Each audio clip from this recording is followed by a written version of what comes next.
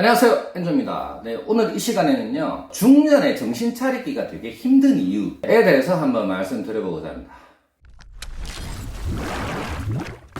중년에 정신 차리기가 힘든 사람들의 공통점, 중년쯤 되면 한 40대 중후반부터 요즘은 50대 정도, 그죠? 이게 이 사람들이 다양한 진짜 우리나라의 경제, 그 다음에 어떤 각 분야에서 거의 허리 중추적인 역할을 맡고 있죠. 가장으로서 굉장히 돈도 많이, 써야 되고 벌어야 되고 항상 열심히 해야 되는 그런 나이대인데요. 근데 참 이게 나이가 들면 들수록 정신을 차리고 혹은 좀 더 과거보다 발전해 나가고 뭔가 변화가 있어야 된다. 즉 긍정적인 방향으로 변화가 있어주면 참 좋은데 이게 사회생활을 하시는 분들 대부분이 그렇겠죠. 조직에 있는 분들 회사에서 어떤 중역을 한다거나 임원을 한다거나 부장급 이상의 어떤 중추적인 역할을 하시는 그런 분들인데 이렇게 일을 잘하는 사람들도 보면은 되게 일만 잘한다고 해서 처세술도 같이 좋아가지고 조직 내에서 윗사람한테 인정받고 아랫사람들한테 존경받는 그런 어떤 다양하게 밸런스를 잘 맞추는 그런 아주 매력적인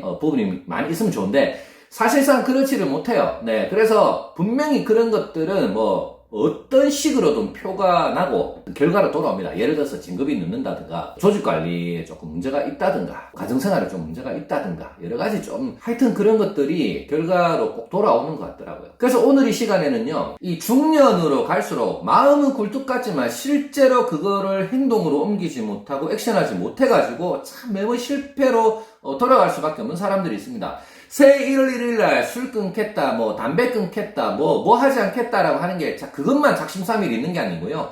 항상 이런 식으로 나이가 1살, 2살 먹어가면서 사회생활을 하는 그 와중에 내가 어떤 사회인으로서 처세를 하는 과정에서 작년에 실수했던 거를 또 이번에는 하지 않을 것이고 뭔가를 또 만회하려고 하는 그런 나름의 약속을 하지만 그런 것들도 작심삼일 그런 것들이 있을 수 있다라는 거죠. 여러 가지 케이스들이 있습니다만 오늘 한 5가지 정도를 여러분들께 정리를 해드리고 거기에 대해서 NG 시각으로 한번 다뤄볼까 합니다. 제일 첫 번째로요, 이 조직에 있는 분들 중에 한 중년 정도 되면은 부장급 이상 임원 정도 되는 사람들이 많아요. 직급은 직급대로 높은데 어드바이스 해줄 사람이 없다. 이게 첫 번째 문제입니다. 왜냐하면 직급이 높단 말이에요. 근데 그 이상의 그 높은 직급이나 연장자인 분들이 인간적인 어떤 유대 관계가 있어서 좋은 말들을 많이 해줘야 되는데 가장 어려운 게 그거거든요. 이게 나이는 나이대로 들고 머리는 머리대로 컸단 말이에요. 근데 그런 어떤 그 동년배나 한 2, 3년 선후배 정도 사이에서는 편안하게 그렇게 말을 할 수 있는 부분이 있어야 되거든요. 직급이 아무리 높아도.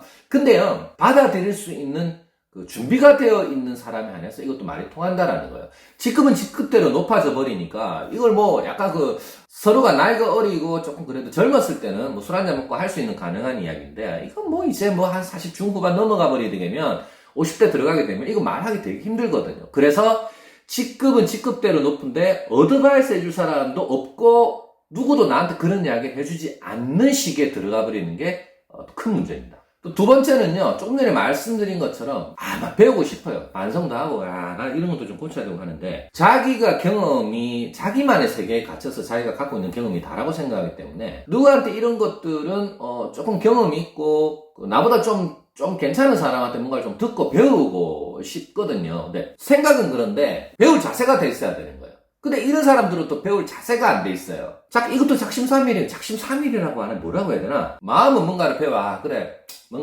저 선배한테 이야기를 듣고 내가 좀 받아들여야지라고 생각하고라도 해야 되는데 조금만 이제 친해지고 뭔가를 하게 되면 상대방한테서 나에 대한 이야기를 듣게 되죠. 당연히 너 평소에 좀 그렇게 하면 안 돼. 너 저번에 그렇게 하는 거 보니까 그거는 좀 문제가 있더라.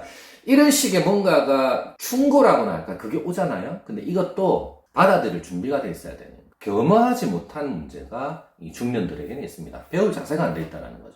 요게 두 번째 문제입니다. 그리고 세 번째입니다. 조금 전에 말씀드린 것처럼 받아들일 준비가 되어 있어야 된다. 즉 고집이 너무 센 거예요. 자기 고집이 너무 센 거예요. 제가 30대 때 40대 50대 선배님들한테 옛날에 이런 이야기를 들은 적이 있어요. 요즘은 이제 머리가 굳어가지고 이제 못해. 생각도 많이 힘들고 배우는 것도 많이 힘들고 요즘은 그렇게 못해. 이 머리가 굳었다라는 말, 선배님들이 옛날에 제가 30대 때 40대 저하고 12년, 13년 이상 차이 나는 분들이 그런 이야기를 하셨어요. 근데 그게 그때는 단순히 머리가 굳었다, 그래, 뭐 나이가 드니까 머리가 잘 안 돌아간다는 말을 하잖아요. 단순히 그런 이야기인 줄 알았는데 이게 머리가 굳었다라는 게 그냥 단순하게 내가 머리가 안 돌아간다는 것뿐만이 아니라 어떤 고정관념에 갇혀 있고, 그 다음에 조금 고집이 세진다라는 거죠. 내가 만들어 놓은 룰과 기준이 아주 굳건해진다라는 느낌. 저는 그런 느낌을 받거든요. 그래서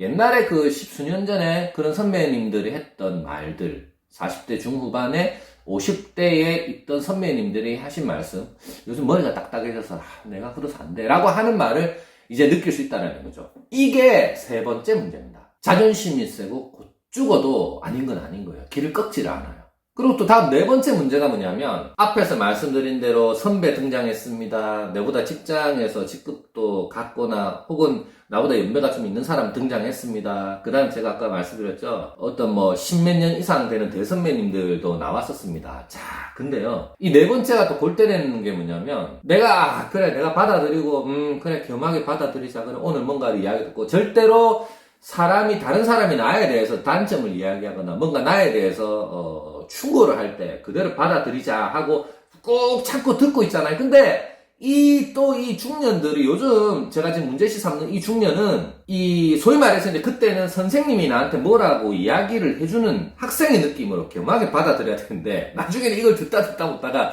욱 하는 거예요. 조금 전에 말씀드린 것처럼 자기 고집이 있잖아요. 그러면 선생 너나 잘하세요 모두가 돼버리는 거예요. 그렇게 변해버립니다. 너나 잘하세요. 이러면요, 내가 어떤 충고를 해주는 입장에서 있잖아요. 그러면 상대가 이거를 겸하게 받아들이고 있구나. 그래도 이 녀석이 조금 받아들이네라고 느끼는 경우가 있고, 아니면은 그래, 야, 봐, 스물스물 올라온다 이 새끼 이거 야, 이거 봐, 내가 이 이야기 하니까 조금 봐, 벌써 자존심 상해지지, 뭔가 힘 들어가지, 이제 뭔가 듣기 싫지, 이런 식의 느낌이 온단 말이에요. 우리도 느낄 수 있잖아요. 상대가 이야기하는 거. 그러다가 좀 전에 너나 잘하세요는 아니지만, 그거는 그게 아니고요.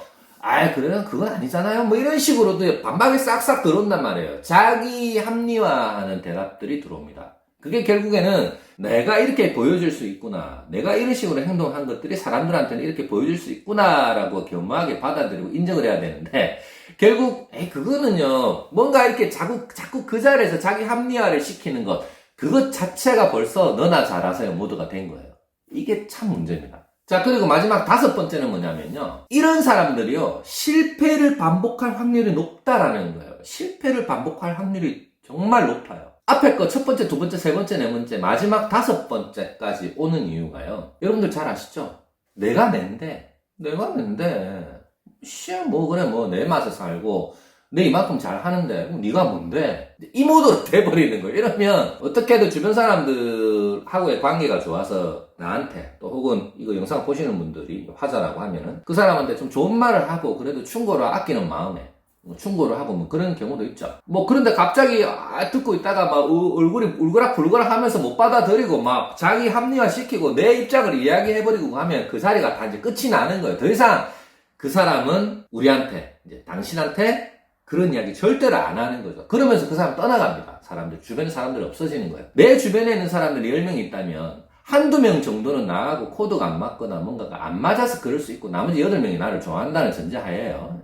한두 명 정도가 그러면 그럴 수 있어요. 근데 이게 한 명 떠나가고 2명, 4명, 6명, 8명 떠나갈 때는요. 내한테 문제가 있다고 봐야 됩니다. 그럼 날 돌아봐야 돼요. 심각하게 자신을 돌아봐야 됩니다. 지금 말씀드린 이 5가지의 문제가 중년들이 정신을 차리기 되게 정신 차리기 힘들어하는 중년들의 공통적인 부분이라고 말씀드리고 싶습니다. 이 말씀 들으시면서 내가 좀 그런 면이 있다 혹은 누군가 그런 면이 있다라고 생각드시면 한번 잘 관찰해 보십시오. 제가 말씀드린 이 5가지의 패턴들이 꼭 나올 겁니다. 어쨌거나 사회생활을 하는 데 있어서 대면, 요즘 또 비대면 사회로 접어들었습니다만 인간관계는 굉장히 중요합니다. 인간관계가 전부입니다. 내가 죽는 그날까지 인간관계가 전부입니다. 절대로 혼자 사는 세상이 아니기 때문에 자기가 아무리 돈이 많아도 혼자 살 수 없는 부분이기 때문에 주변을 배려하고 나를 잘 알고 또 겸허해주고 겸손해지는 그런 트레이닝은 굉장히 필요하다고 생각합니다.